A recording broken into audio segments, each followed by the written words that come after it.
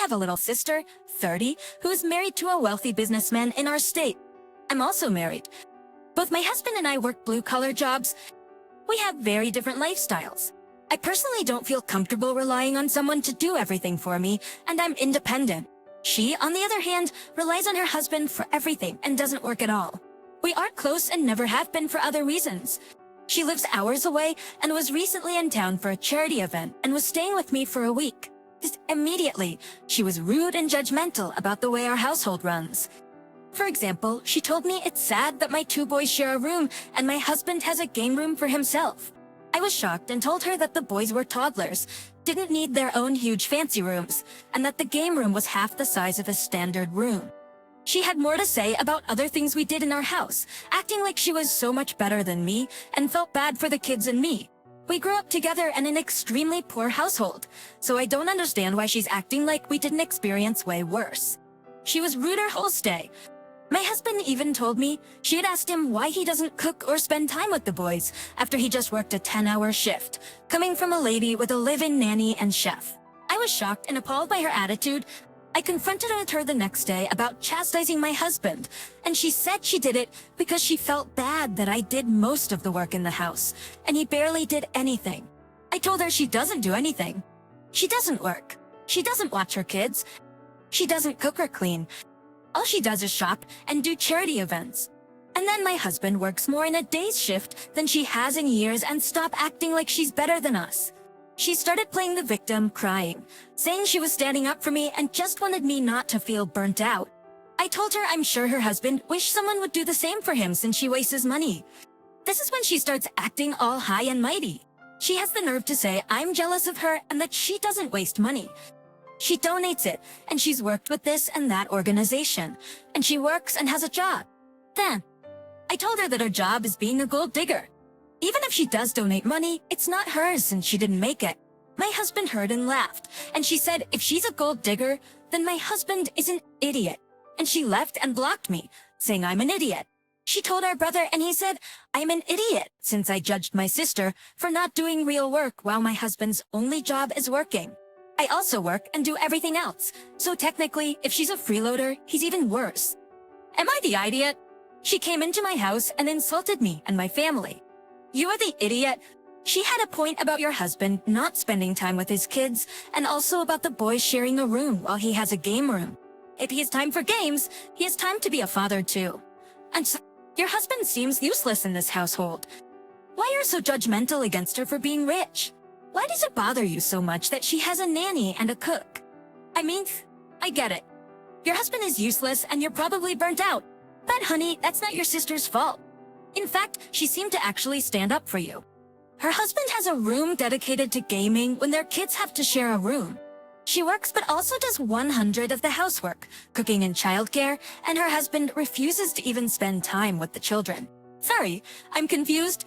Why stop obsessively defending her useless husband? And why exactly is her sister an idiot again? Ops embarrassed. That's all it is. All your husband does is work a 9 to 5 as you do.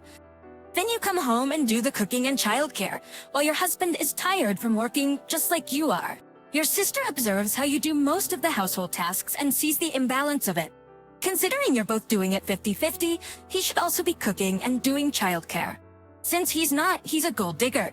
Since he's getting free labor from a cook and nanny, you, just like your sister's a gold digger from getting free labor as well. Looks like you're a hypocrite. Geez, everyone's the idiot here. Your sister should not be spending her entire stay with you, being disrespectful and pointing out all the problems she sees. And it's fair of you to be upset about that. However, you suck here because your response was entirely uncalled for. Charity work is both real and important work. You do sound jealous. She sounds rude. Neither of you understands or respects the other's lifestyle, and you both resorted to nasty personal attacks. I, 24 male, have a sister, X, 28, who recently got married to a guy named Gary, 33, and Gary has a daughter, Diana, kindergartner, who our family treats like my sister's daughter. Some context, my sister always supported my coming out, and Gary is less supportive. I think. For example, my boyfriend wasn't invited to their wedding, and the excuse was that his mother is very religious. Before me, my sister and my boyfriend used to have dinner together. After the marriage, my sister never invited us together to her place. It's always in a restaurant and Gary doesn't go. My sister asked me if I would take care of Diana this weekend, so she and her husband Gary could take a weekend off to celebrate 3 years together. 3 years together? I changed some plans and told them that I would do it. Diana's a nice little girl. She's very talkative, and she's really sensitive. On Saturday, we went to the mall with my boyfriend. At the mall, there was a workshop on arts and crafts at the playground, and I left Diana there for 2 hours so I could have some time with my boyfriend. I asked my sister beforehand if that was okay, and she said that Diana loves the workshops. When saying goodbye, my boyfriend gave me a little goodbye kiss. Nothing much, just a little kiss. I wasn't even sure if Diana saw it. Sunday morning, I was watching TV with her, and she asked me if my boyfriend was my friend. I said yes, but she asked me why he kissed me, and I had a little bit of gay panic. I carefully explained to her that he was the same as my sister was to her father. She told me, "But you're boys," and I said, "There are boys who like boys, and there are girls who like girls, and that's okay." She didn't say anything after that. This on Monday, I got an angry text from Gary saying that Diana was confused because of me. I called him, and he was just shouting that I had no right to introduce my way of life to his daughter. I was shocked, and I called my sister, who said I shouldn't have told Diana what gay people are. Tuesday afternoon, I got an email from Gary saying he was taking Diana to a psychologist to see what damage that had caused his daughter and that I was supposed to pay for the session. He was even talking about a lawsuit against me. I was very shocked, and I called my dad, who's a lawyer, to ask him what I should do. My parents were very upset with the situation, and they decided to come to our city. My sister and I, live in the capital, and my parents live in a small city 3 hours from here. The situation escalated a bit because Gary told my dad that he wouldn't make the same mistakes that he did with me, and my dad was furious about it. He said that Gary isn't welcome in our family anymore, and he doesn't want to ever see him again. My sister, who I thought was on my side, just flipped at me, saying that my mistake would destroy her marriage. My parents are on my side, and my friends too, but my sister is very angry with me, and even her best friend texted me saying I was stupid and childish to bring my father to the matter. So am I the idiot here? I'm not the idiot.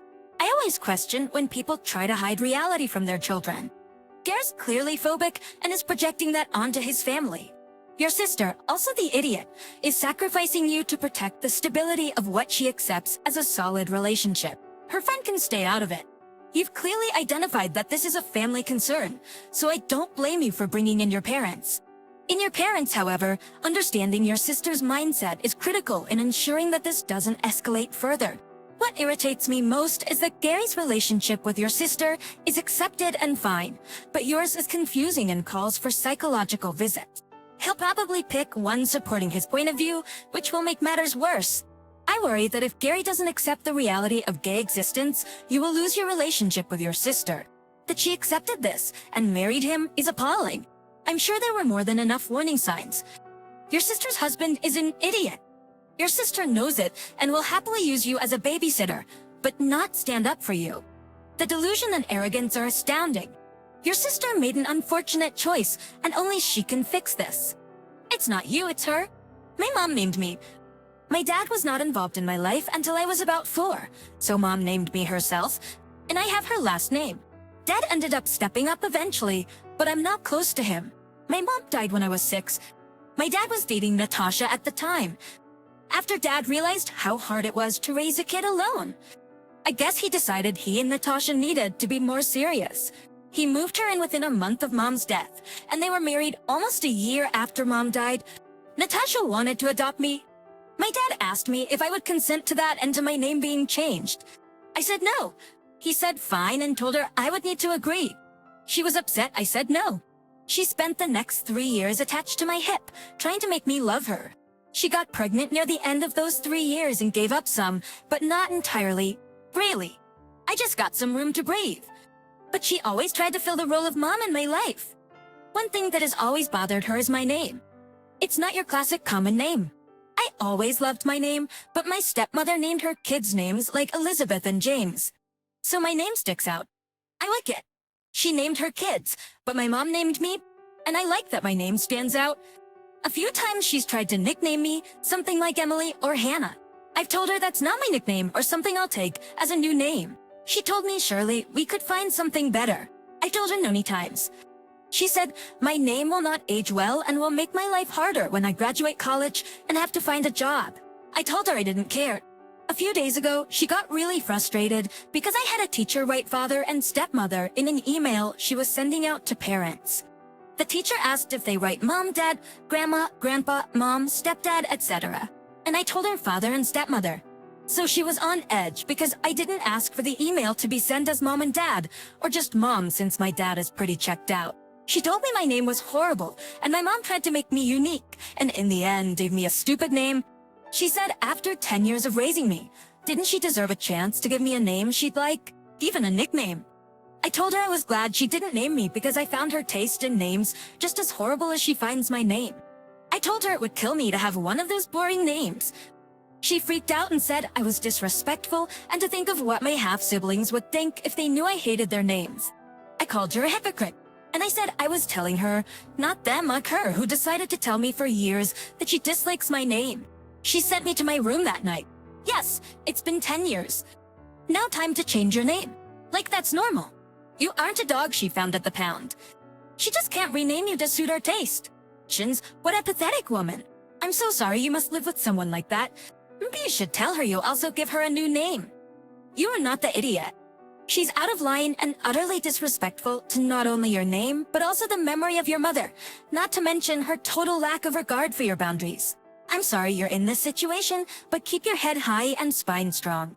I'm sorry your stepmother has, since the very start, way overstepped. It seems like she selfishly only cared about her feelings without thinking about yours. You didn't need a replacement mom. You needed a loving, supportive adult who respected your feelings and boundaries. Why you trying to change your name to suit her taste is so tacky and self-centered. My wife and I are both in our mid-40s and work full-time. We have 3 children, 20 female, nearly adult female, 20 male. We both worked hard to get where we are in our careers, and thankfully, that means we're able to provide a good life for our kids. We aren't rich, and we don't live beyond our means, but combined we make about $300K per year. Now, here's the thing. If we went the traditional route and saved heavily and worked another 25 years, we could probably retire at a decent age and still leave a sizable inheritance for our kids. The thing is that we don't want that for them or us. We worked hard to get where we are, and we intend to enjoy the rewards of that before we're elderly. We also don't want our kids to be counting down the days until we die so they can get our money, and never work again. So we plan to retire about the time our son graduates high school.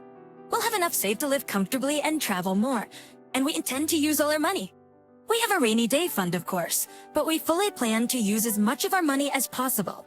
Of course, they'll get a portion of what we've left once both of us die, but they shouldn't expect anything. We've never really brought this up with any of the kids. For one, it's our money and our business. And for another, they never asked. We did, however, explain that we aren't giving them handouts as adults. We pay half of whatever their school costs, and that'll be the last major money we ever give them. I recently had a minor health scare, since I'm fine, and the topic came up with our oldest about our plans. I explained the money situation, and this really upset her. She accused us of caring more about partying than her heir siblings' well-being. She told her sister, and now they're both upset with my wife and me. Not just for the inheritance, but for not telling them sooner. I don't think there was any good reason to do that. It isn't their business what happens to other people's money. Still, I'm open to being wrong about that. You are the idiot. First off, hello at not thinking you're rich when you earn $300K a year. If you're not rich, how could your kids expect to inherit and never have to work again? Second, you realize there's a happy medium between cutting your kids off and spoiling them rotten, right? You can be supportive parents and also teach them the value of work. Third, life isn't the same now as it was when you started out. Housing and education in particular have gotten way more expensive in the last 20 years. If you can at least help them get their degrees without them being saddled with a bunch of debt, you absolutely should. No one's saying you have to buy them each a house or pay for extravagant weddings, but you sound like incredibly harsh parents who are all too happy to pull the ladder up behind yourselves in life. Where do you live that 300 grand a year is not rich? Ope is one of those people who makes more than 99 of people, but insists they're middle class. Their kids are going to end up resenting them, and it's already starting. And it's bold to assume another global health scare won't wipe out your entire savings if you're living in the US. Do you actually even like your kids? Are you resentful that they've cost money to raise and are doing your best to ensure they get nothing is your revenge? Because honestly, that's how it reads. Sure, it's your money. You can do what you want. But not being honest and open about it with your children from a reasonable age is just an idiotic move.